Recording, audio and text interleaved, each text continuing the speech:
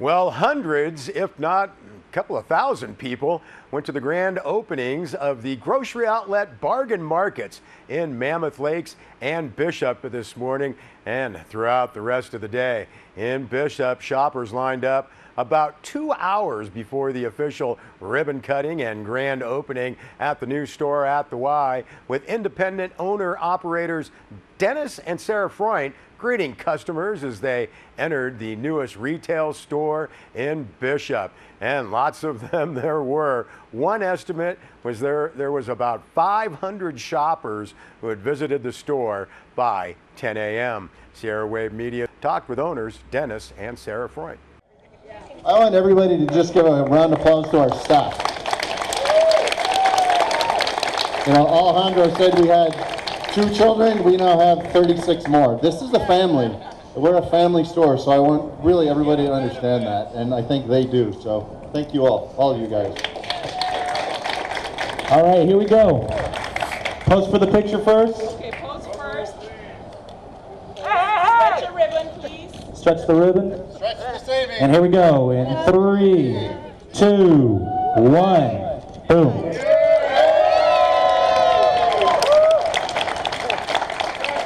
We chose this location. Sarah grew up in a small community, Yountville, California. I'm from a bigger city, but we chose this based on the community involvement. We really love the small community where we can be involved in everything. Part of being an independent operator grocery outlet, the great part is that we are involved in the community. We picked the VFW as our main charity.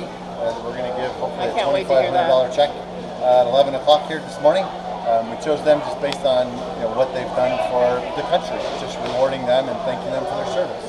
Well, but the hope is that with Grocery Outlet here, you'll be able to come here, spend less on your groceries, and then instead of having to drive to Carson City or Ridgecrest or Reno or wherever you're having to go, you're able to spend your money here in town, and then with the money you're saving on groceries, spend your money on gas here, spend your money on the movies here, spend your money on clothing here. Spend your time with your family. Spend your time with your family here and enjoying Bishop. You moved to Bishop for a reason.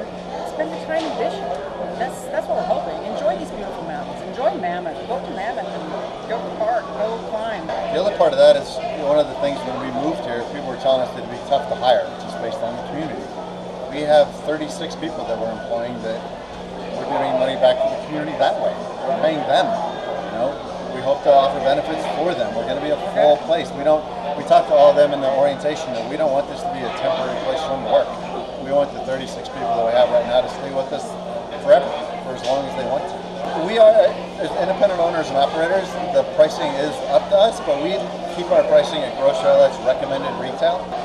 We have Kellogg's, we have Coca-Cola, Pepsi, Budweiser, Nabisco, Rice Krispies, literally General Mills. We have all those companies. If you want organic milk, we have a gallon of organic milk for $5.49. We have the ability to partner with local vendors. They have to meet certain criteria, but we're going to bring local things in. When the 4-H or the FFA or anybody needs help, they have a fundraiser. They're trying to get to, who was it, in high school? They're trying to do their school trip. Come and see us. Come in. So when we're going to be here all the time. When the school carnival's in town, they're trying to get support. That's us. Yeah. When the FFA's needs help, that's us. When it's Mule Days and you need volunteers, that's us.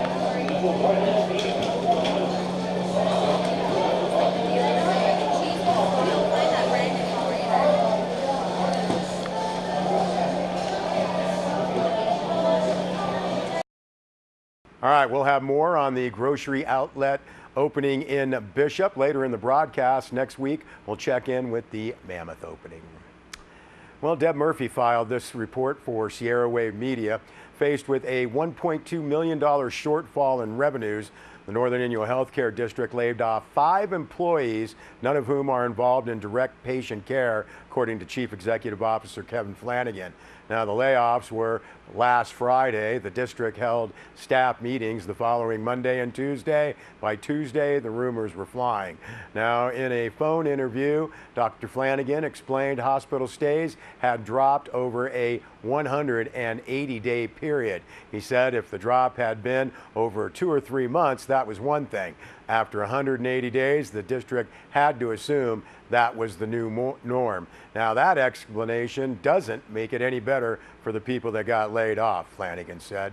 He also explained the process as one of analyzing the workload and identifying those positions that could be eliminated. We looked at everything a person does, Flanagan says.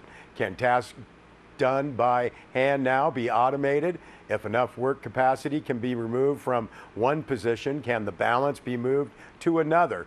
Flanagan said it was driven by fiscal realities. Now, the transition to bring the budget back into alignment has 3 phases. Phase 1 was the layoffs. That's it, Flanagan said. No more layoffs are in the plans.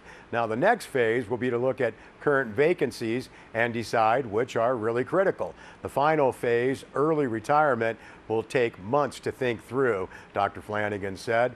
If services pick up, we won't have to go past the first phase.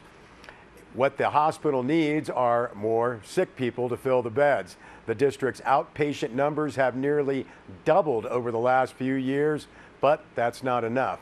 Now, while the mandate included in the Affordable Care Act has been eliminated, the rest of the program is still intact and increasingly popular. The irony is a system that encourages and rewards quality of care and keeping people healthy, matched to a financial structure that hasn't caught up. That's not a theme unique to Northern Inyo Healthcare District. The healthier a district's community, the fewer surgeries and hospital stays, the lower the revenue. Now, is the district top-heavy with more generals and not enough soldiers? Flanagan admits there may be some truth to that, but he's comfortable with the mix. In fact, the top-level chief officers have been reduced, with 9 positions held by 7 people. Now there are 4 chief officers. At the next level, Flanagan said some positions were eliminated that couldn't be filled. Flanagan said we have more managers and assistant managers now, and filled with younger staff. Now, on the revenue side, the answer has to be adding services. The hospital is currently finalizing details to bring a urologist on board. Dr. Flanagan said the district works with both Inyo County and the city of Bishop to keep an eye on population shifts to anticipate the needs of the community going forward. Now, a move by the Veterans Administration allowing vets to seek health care from local providers hasn't really helped Northern Inyo. Flanagan said the district has a staffer who works with the VA, but the red tape for both the patient and the hospital is daunting. We thank Deb Murphy for that report, and we have also posted the Northern Inyo Healthcare District press release on our website, sierrawave.net.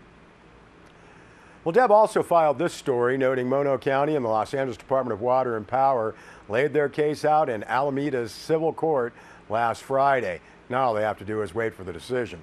Stacy Simon, Mono County's counsel, anticipates the decision could come sooner rather than later, judging by the speed with which Judge Evio Grillo went through Friday's docket.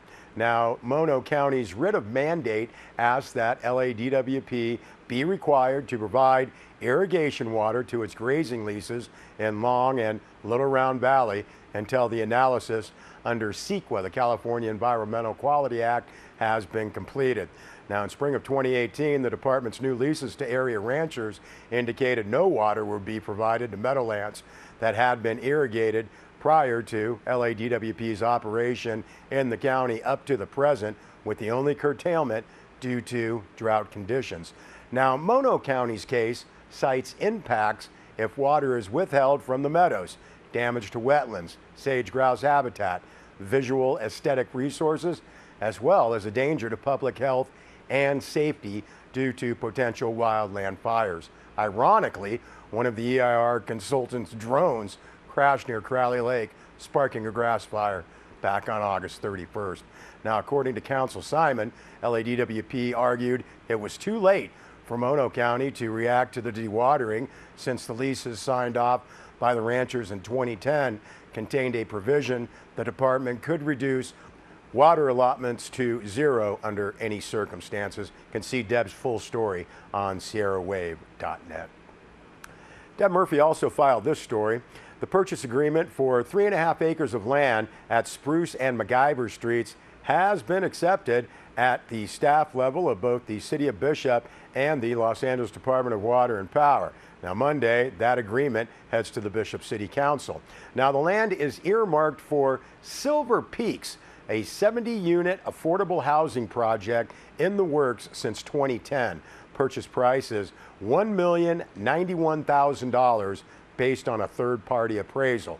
Now, the project started with AMACA and Yomono Advocates for Community Action. The city was brought into the mix since LADWP preferred to work with a government entity. Now, AMACA and project developer Visionary Home Builders of California will secure the balance of the purchase price. According to Larry Emerson, AMACA's housing and planning director, $800,000 toward the purchase will come from a state housing, community development, pre-development loan program. The Stockton firm focuses on affordable housing projects and has sources of funding, Emerson said. Now, the project will provide a mix of units for families and singles, as well as a mix of income levels. Now, those income levels are based on a percentage of average median income, or AMI. For example, with the family median in the Bishop area at $71,100 a year, an income of half of that, or $34,500, would qualify as very low income. I think that math might be wrong.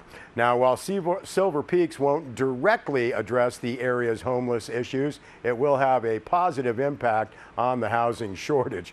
As families and individuals move out of their current housing, those units will open up for others. Now, while the purchase agreement is a big step, it's not the last. The purchase has to be approved by the LA City Council, then AMACA and Visionary need to get construction financing. Emerson estimated a start date on the project sometime in 2020, optimistically. We'll be back with more news.